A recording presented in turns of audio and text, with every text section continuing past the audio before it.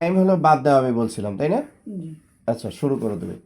Prime দেখো, A prime, B prime, C prime, তাই না? তাহলে সার্বিক সেটের উপাদান যদি আমার থাকে 1 2 3 4 5 6 7, তাই না? আমার এই উপাদানগুলো থাকলো কার? সার্বিক সেট। এ সেটের উপাদান তাহলে কি ছিল? 1 2 1 3 5, তাই না? আর বি সেটের উপাদান কি ছিল? বি সেটের উপাদান ছিল 2 4 6, তাই না? 1 3 5 2 4 6। আর সি সেটের অবদান কি ছিল? 3 5 ধরে নাও 7, ঠিক আছে?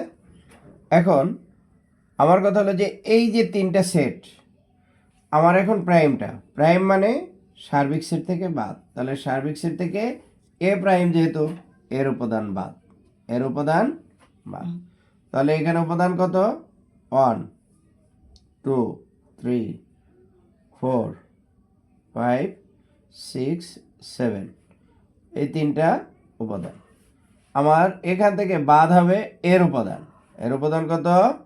1 3 5, তাই না?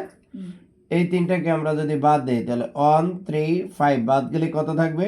2 4 6 7, পাইলাম? এখন বলা হলো বীর উপাদান বাদ। কার উপাদান বাদ? বীর উপাদান।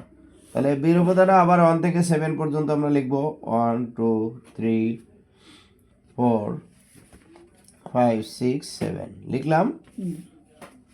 আবার আমরা বাদ দেব বীর উপাদান। বীর উপাদান কি? 2 4 6 2 4 6। এখন এটা বাদ দাও, 2 4 6 বাদ দাও, তাহলে থাকবে কি? 1 3 5 7, চারটা উপাদান থাকলো না? এখন বলা হলো এইভাবে বলা হলো এ প্রাইম ইউনিয়ন বি প্রাইম। এখন এ প্রাইমের মান বের করলাম, বি প্রাইমের মান বের করলাম, ঠিক আছে? বের করার পর যদি এরকম ইউনিয়ন থাকে তাহলে আমরা কি করব? লিখব এ ইউনিয়ন বি। মান যেটা পেয়েছি সেটা 2 4 6 7, এটা এ প্রাইমের পরে পেয়েছি।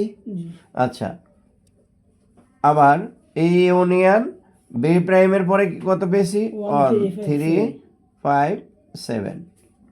তাহলে আমরা যেহেতু এগুলো পেয়েছি, ইউনিয়নের কাজ কি? ওই যে ডান পাশ বাম পাশের যেগুলো আছে সব, তাই না? 1 2 3 4 5 6 7 মিলে গেল। ঘুরে ফিরে কিন্তু সেটাই চলে আসছে, কিন্তু চলে আসলেও আমার যদি ম্যাথ করতে বলে তাহলে আমাকে এভাবে সমাধান করে নিতে হবে, ঠিক আছে?